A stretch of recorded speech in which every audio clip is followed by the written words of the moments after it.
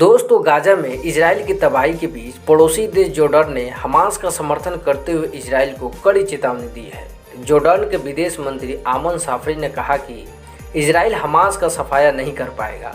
Israel के मंसूबों पर सवाल उठाते हुए जॉर्डन के विदेश मंत्री ने कहा कि इजराइल का कहना है कि वह हमास का सफाया करना चाहता है।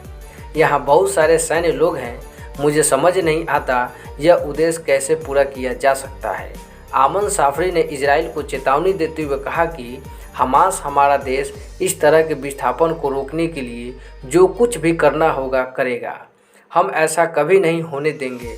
यह युद्ध अपराध होने के साथ साथ हमारी राष्ट्रीय सुरक्षा के लिए सीधा खतरा है। हम इसे रोकने के लिए जो भी करना होगा करेंगे। यह युद्ध हमें कहीं और नहीं बल्कि अधिक संघर्ष, अधिक पीड़ा और क्षेत्रीय युद्धों के विस्तार के खतरे की ओर ले जा रहा है। दोस्तों, जैसा कि आप जानते हैं कि जॉर्डन की सीमा वेस्ट बैंक से लगती है।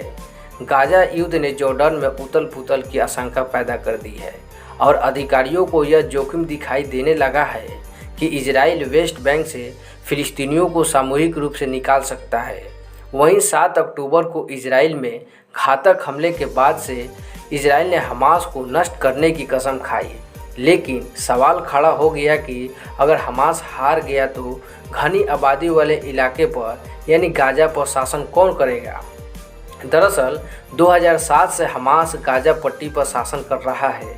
गाजा में शासन को लेकर बहस के बीच यूरोपीय संघ की विदेश नीति प्रमुख जोसेफ बोरेल ने कहा था कि इजराइल हमास युद्ध खत्म होने के बाद केवल फिलिस्तीनी अथॉरिटी यानी पीए ही गाजा चला सकता है।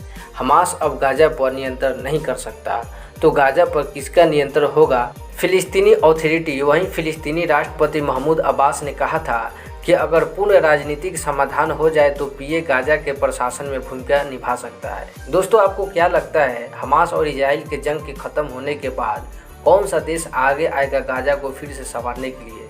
अपने राय कमेंट में ज़रूर बताइएगा। अगर आप नए हैं तो हमारे चैनल को ज़रूर सब्सक्राइब कर लें।